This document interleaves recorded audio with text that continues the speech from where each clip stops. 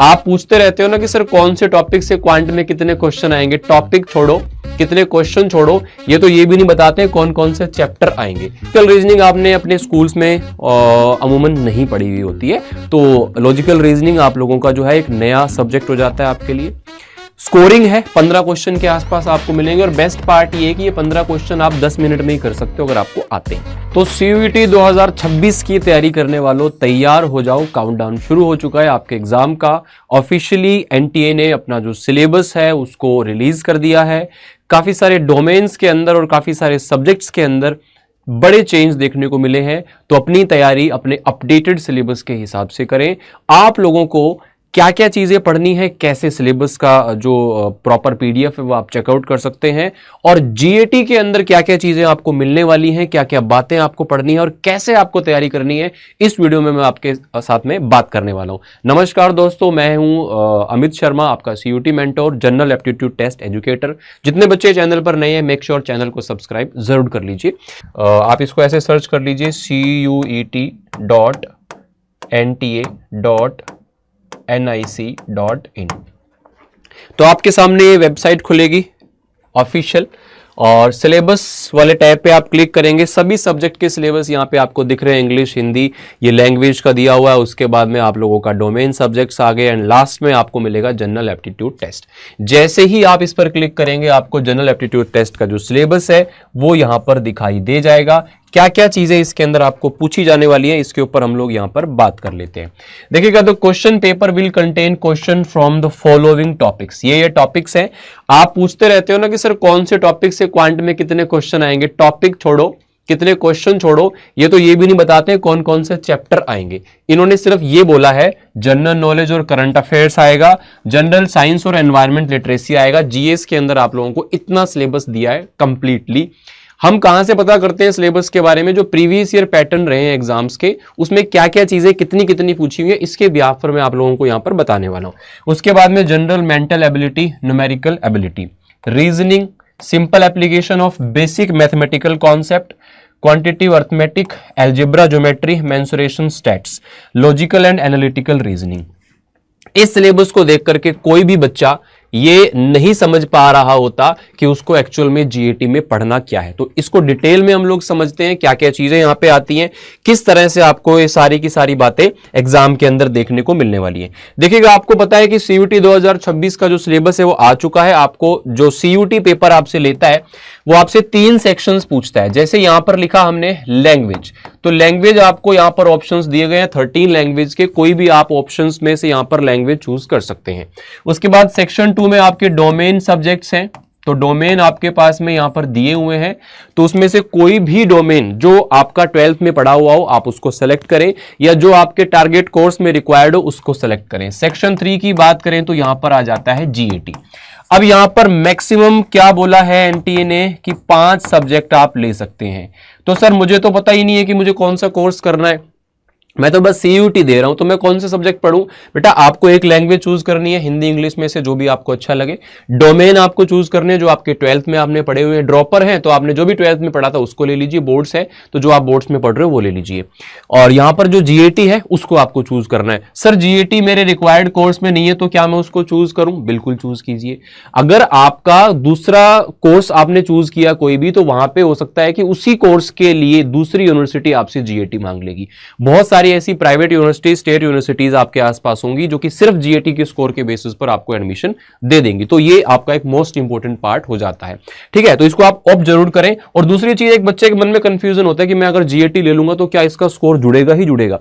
बेटा एक सेक्शन आपका 250 नंबर का होता है, 250 मार्क्स का। देखो मिनिमम का कोई क्राइटेरिया नहीं है, हो सकता है कि ओनली एक सब्जेक्ट जनरल टेस्ट के बेसिस पर भी बहुत सारी यूनिवर्सिटी आपको एडमिशन दे दें आपके कोर्सेज के अंदर। हो सकता है कोई GAT और लैंग्वेज की 2 चीजें ले ले, तो जितने पार्ट जुड़ते जाएंगे 250 नंबर का एक पोर्शन है। अगर आप मान लो यहां पे 250 मार्क्स के हिसाब से 5 पोर्शन लेते हो तो 1250 नंबर का पेपर होगा।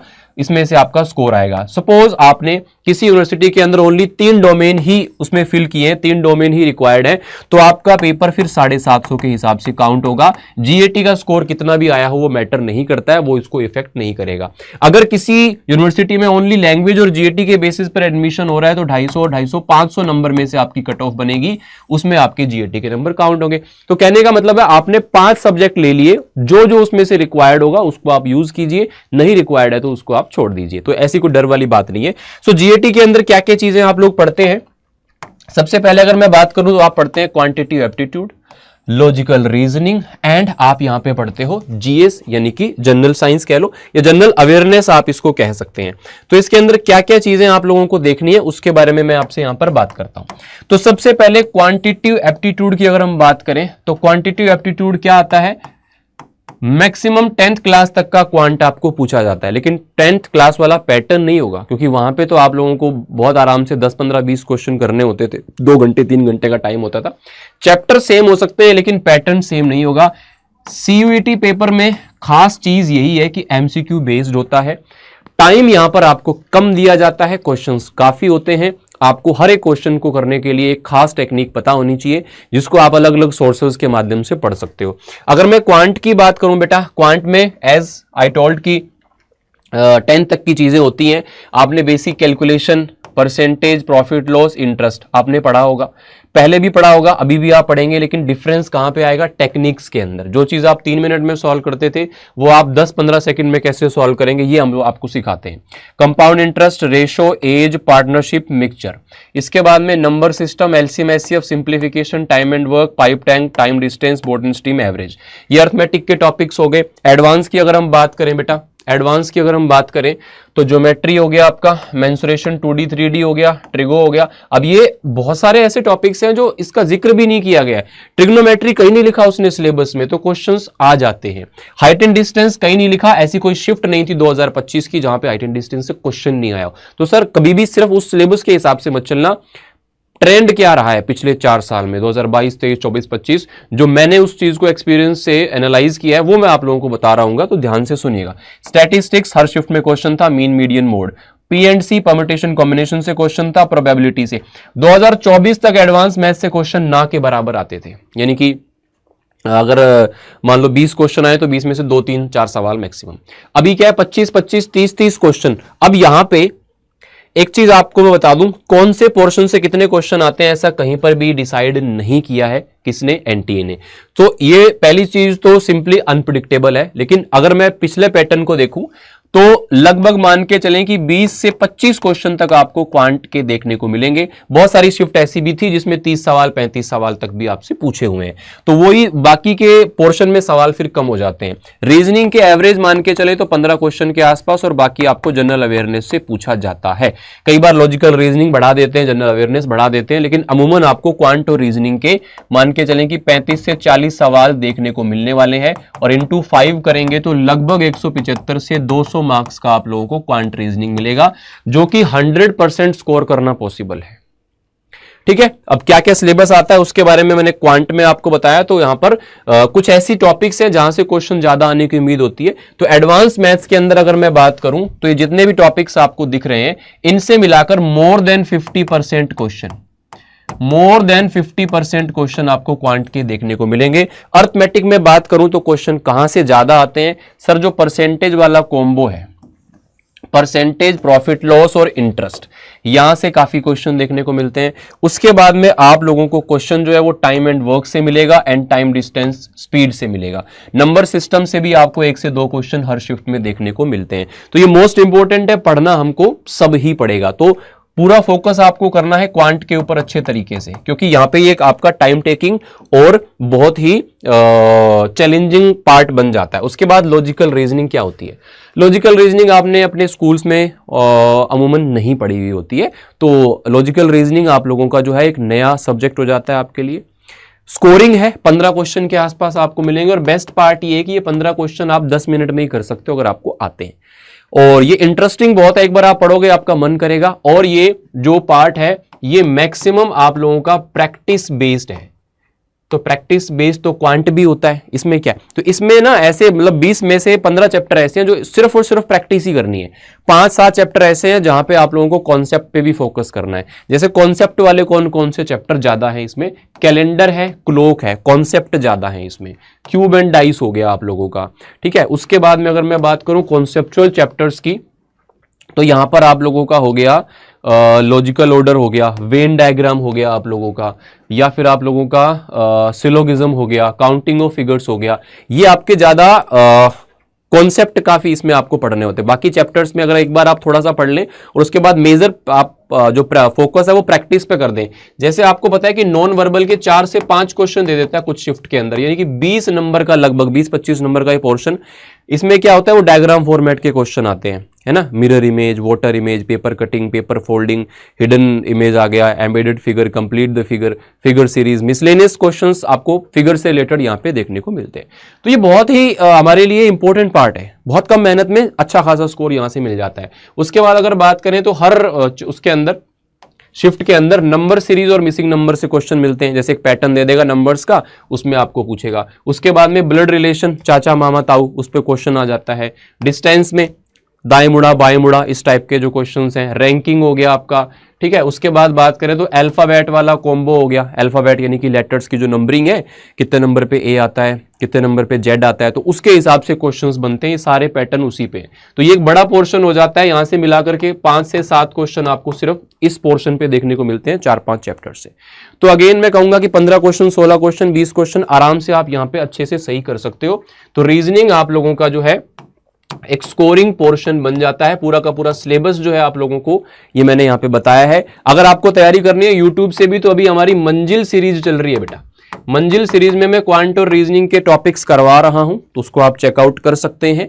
और डेली सुबह 10 बजे यूट्यूब पर फ्री क्लास होती है। अगर आप चाहते हैं कि आप स्ट्रक्चर्ड कोर्सेज के अंदर एनरोल करें, जिसमें प्रॉपर जीरो से आपको तैयारी कराई जाए, डाउट सेशंस वगैरह आपके अच्छे तरीके से हो जाएं और आप एक एक चीज को पूछ पाएं, पर्सनलाइज एक्सपीरियंस हो, स्ट्रक्चर्ड चीजें हो सारी की सारी, तो अगर आप स्टार्टिंग से सीख रहे हो, बिगिनर हो, तो फिर आप हमारे एप्लीकेशन बैचेस को जरूर चेकआउट करना, जरूर, क्योंकि वो आपके लिए बहुत ज्यादा इंपॉर्टेंट रहने वाला है।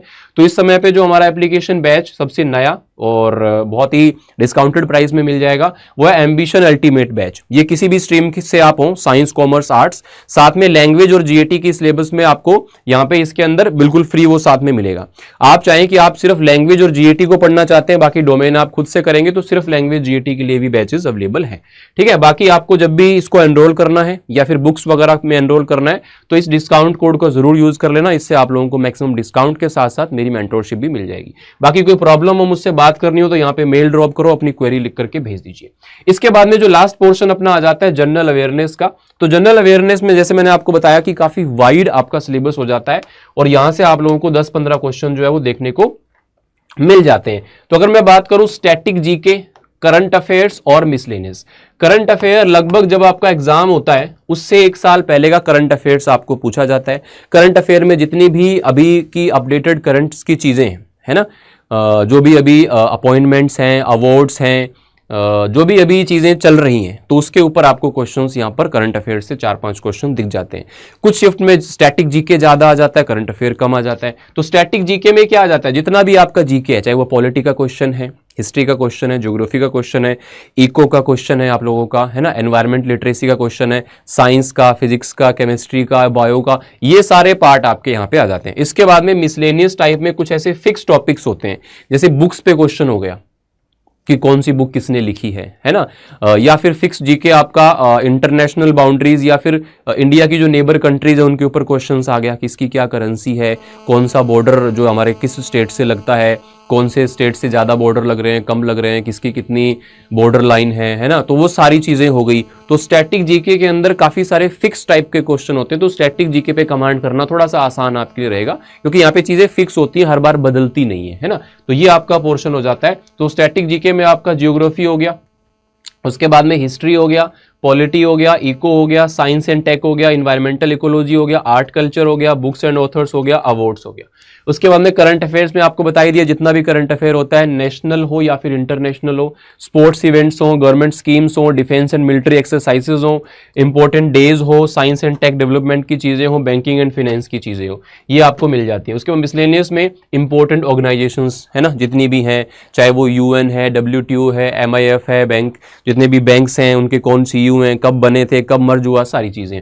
उसके बाद में इंडियन स्टेट्स के बारे में पूछ लेगा, कैपिटल, उनके CM, उनके गवर्नर्स, ठीक है, वो सारी चीजें आपको पूछ लेगा। उसके बाद में इंडियन एंड ग्लोबल पर्सनैलिटीज, कौन फेमस चल रहा है, उसका सारी चीजें उसके ऊपर आपको पूछ सकता है। एब्रीवेशंस हो गया, सेंसस डेटा हो गया, इंपॉर्टेंट कमिटीज होगी, तो ये सारी की सारी चीजें आप लोगों को जीएस के अंदर पूछी जाती हैं। तो कुल मिला के जीएस का पोर्शन आप देख रखे हो कि आप काफी सारी चीजें इसमें पढ़नी पड़ती हैं। तो जीएटी में मेजरली अगर आप बहुत अच्छे तरीके से क्वांट एंड रीजनिंग पर फोकस कर लें बेटा, तो 175 टू 200 तक मार्क्स यहां से कर सकते हो। जीएस में आप जितना मेहनत करोगे उतना इसके अंदर स्कोर आप ऐड ऑन कर सकते हो, तो बहुत ही अच्छी अपॉर्चुनिटी आपको मिलती है।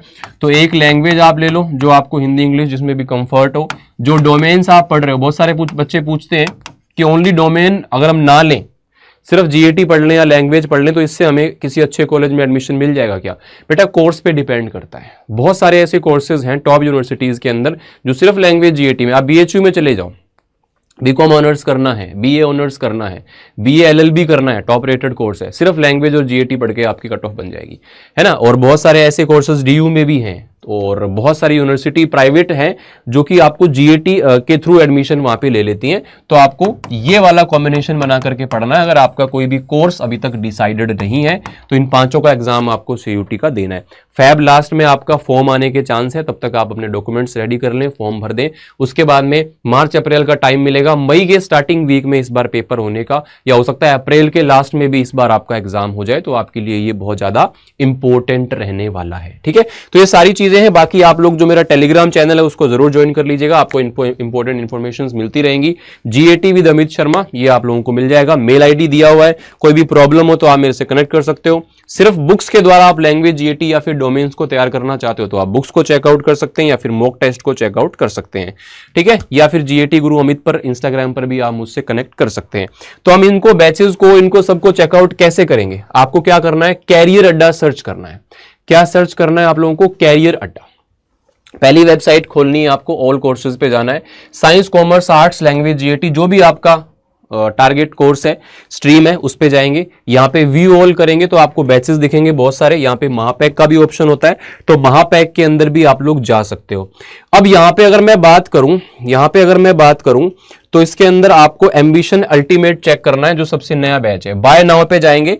जब भी आप इसको एनरोल करें कभी भी, तो आपको डिस्काउंट कोड जरूर यूज कर लेना है, जिससे आपको मेरी मेंटोरशिप मिल पाएगी और मैं आप लोगों को हेल्प कर पा रहा हूंगा। तो Y829 डिस्काउंट कोड लगा करके इसको ले लेना। सर मुझे बुक्स को चेकआउट करना है, मान लो लैंग्वेज GAT के लिए बुक्स चाहिए, तो यहाँ पे आपको बुक्स का ऑप्शन मिलेगा, बुक्स पे क्लिक करेंगे, बुक्स दिखा देगा। 4 बुक्स हैं लैंग्वेज GAT की, वो वाला कॉम्बो ले लेना। मॉक टेस्ट चाहिए आपको, मॉक टेस्ट दिखा देगा, कोई भी आप इसमें से ले सकते हो। बुक्स में भी आपको सेम ही यहाँ पर कोड लगा करके ले लेना है, ठीक है। बाकी कोई भी दिक्कत परेशानी आए आप इस वीडियो के नीचे कमेंट कर सकते हो, या कुछ और जानना हो तो भी आप मुझसे बातचीत कर सकते हैं, ठीक है। तो अगर यहां तक इस वीडियो को देखा, मेक श्योर कि आप चैनल को सब्सक्राइब जरूर करें।